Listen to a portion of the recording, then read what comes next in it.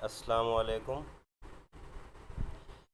प्यारे बच्चों, जो आज हमारा टॉपिक है वो है कंप्रीहेंशन एंड समरी राइटिंग। हम ऑलरेडी जानते हैं कि ninth tenth 11th 12th federal हो या जो भी बोर्ड हो उसमें ये क्वेश्चन आता है। आज इस पे ज़रा बहस करते हैं कि इसको कैसे अटेम्प्ट करना चाहिए और कैसे ये बहुत अच्छे मार्क्स दे सकता है ये मार्क हमें। और ये 28 नंबर का क्वेश्चन होता है अगर ये हमें समझ आ जाए तो।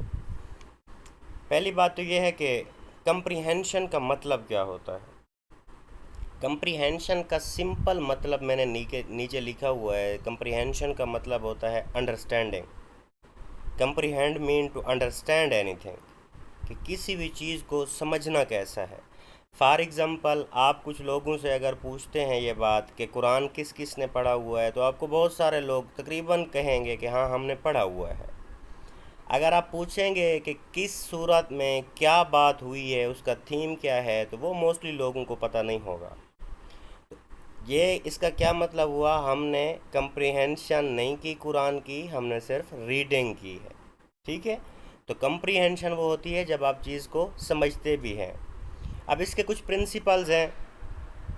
सबसे पहले आपने रीडिंग करनी होती है। रीडिंग कितनी दफ़ा करनी होती है? मिनिमम आपने ट्वाइस करनी होती है, ताकि आपको पता चले कि उसमें क्या क्या बात की गई है।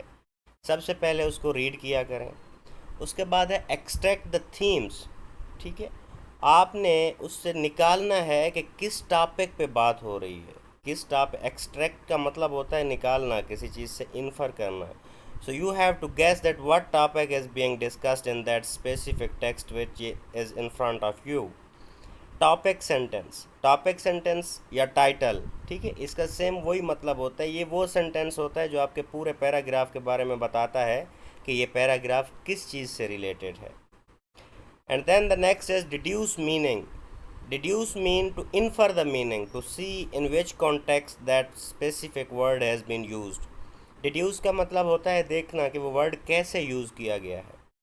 फॉर एग्ज़ाम्पल, हम जानते हैं एक्सीलेंट, गुड, नाइस, इन सब का क्या मतलब है? बहुत अच्छे। लेकिन अगर हमें उस्ताद एक असाइनमेंट देता है, नेक्स्ट दिन वो हमसे पूछता है आपने काम किया है या नहीं, और हम कहते हैं नहीं, और हमें टीचर कहता है एक्सीलेंट। अब ये वर्ड का यूज़ क्या हो गया? इनडायरेक्ट हो गया। तो इसी तरह जिस तरह वर्ड हमारे पास सेल है, CELL, आप सेल वर्ड को देख लें। अगर आप बायो में पढ़ेंगे तो कुछ उसका और मतलब होगा, अगर आप फिज़िक्स केमिस्ट्री में पढ़ेंगे और मतलब होगा। अगर मैं कहता हूँ he is in the cell, यहाँ सेल से मुराद है जेल। तो आपने इसी तरह कॉन्टेक्स्ट देखना होता है कि कौन सा वर्ड किस तरह यूज़ किया गया है। ठीक है। कंटेंट से आपने निकालना होता है। उसके बाद है यूज़ सिंगल सेम टेंस। तो आपने जिस टेंस के अंदर आपको वो पैराग्राफ दिया गया होता है, जिसे हम दो पैराग्राफ से, वो मिनिमम ज़्यादा ही होता है या मिनिमम दो होते हैं, जो आपको पैसेज दिया गया होता है, आपने उसका वो जिस टेंस में दिया गया होता है वो यूज़ करना होता है। उसके बाद है make coherence, use the transitional devices.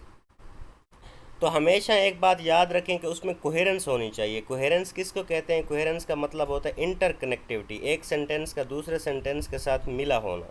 अब इसके ज़रा ये एग्जांपल देखें जी। ये हम एग्जांपल देखते हैं कोहेरेंस की, कि कोहेरेंस क्या होता है।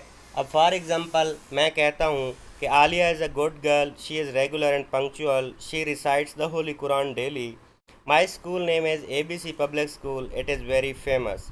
अब यहाँ पे देखें, ये जहाँ से मैंने ग्रीन किया हुआ है, यहाँ आपको फील हो रहा है कि ये सेंटेंस एक दूसरे से कनेक्टेड नहीं है। अब आगे मैंने कुछ और बयान कर दिया है, तो ये नहीं होना चाहिए। तो आपकी जो राइटिंग होनी चाहिए, हर सेंटेंस एक दूसरे के साथ मिला होना चाहिए। इसे कहते हैं कोहेरेंस।